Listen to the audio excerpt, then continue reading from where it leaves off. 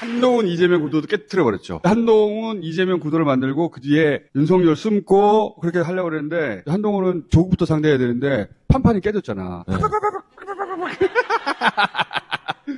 한동훈 비대위원장은 끝까지 조국 대표 안 만났을까요?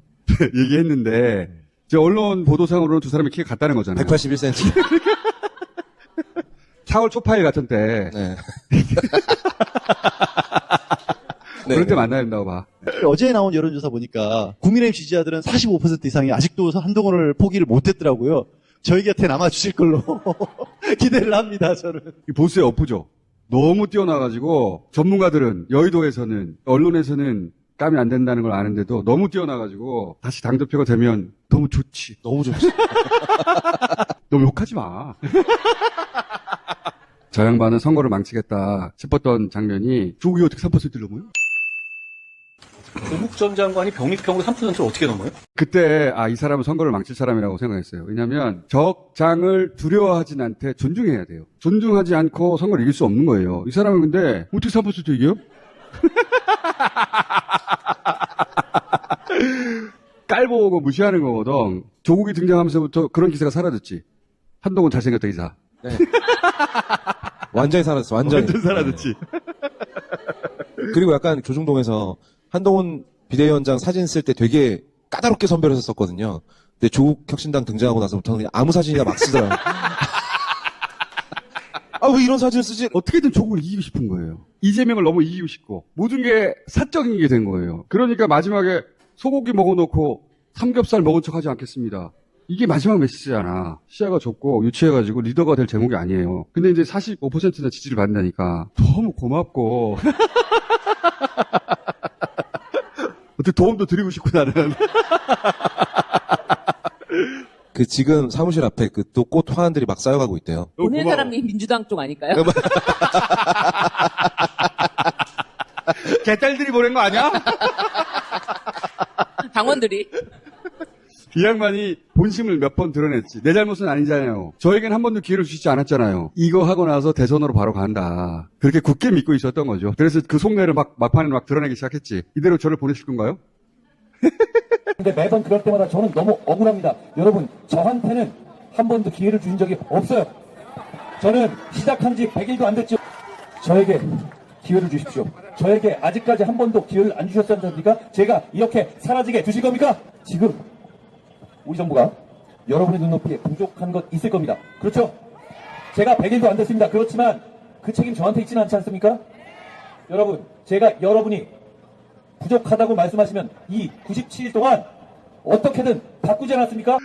이 양반한테 한 번의 기회가 있었거든요. 마지막에 절을 하면서 기회를 달라. 한동훈이 했었으면 효과가 있었어요. 대신 이렇게 말했지. 서서 죽겠다고. 자기가 멋있게 보이는 게 하나도 중요하지 않거든요. 자기의 역할은 총선을 이기게 만드는 것이지 멋있게 보이지도 않지만 그렇게 말한다고 해서. 그 마지막 당원들에게 보내는 편지 혹시 보셨는지? 글을 읽은 지 한 20년 된 것 같다는 생각이 들었어요. 마지막에 24일 새벽에 한 띄고 동 띄고 훈 드림 이렇게 적었는데 어떻게 글을 이렇게 쓸 수가 있지? 당 대표가 되면 정말 좋겠어요. 저는. 꼭 되시길 바라고. 윤석열 대통령은 너무 그렇게 야박하게 하는 거 아니에요. 그럼 맞아.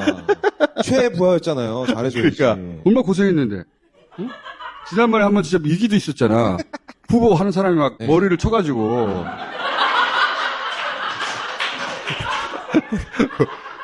아니, 머리를 신경 쓰긴 쓰더라고. 안 믿었거든? 예전에는? 사장이 안 믿었어요? 진짜. 난 김야맹이가 했는데, 그때, 사정이 있구나. 서서 죽을 수밖에 없는 사정이 있었던 거예요. 서서 죽겠어. 진짜 한심해가지고, 진짜. 예전에는 호소를 했었어요, 해요. 마지막에는. 근데 서서 죽겠다고 자꾸. 지랄하고 있네.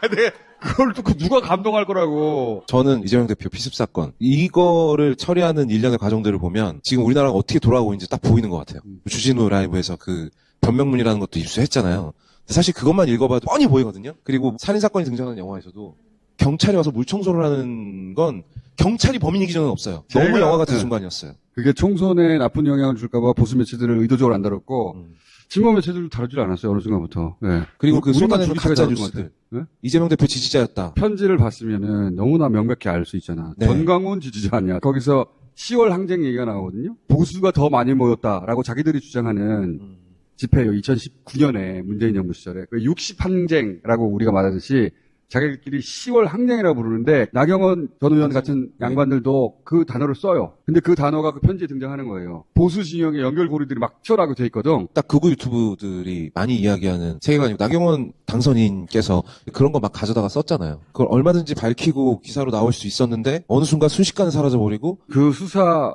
과정 전체가 특검 대상이라고 봐요. 결정적 장면 오늘 안 나온 한 장면을 꼽자면 이재명 대표 체포 동의안 통과되는 순간 총선은 그때 시작됐다.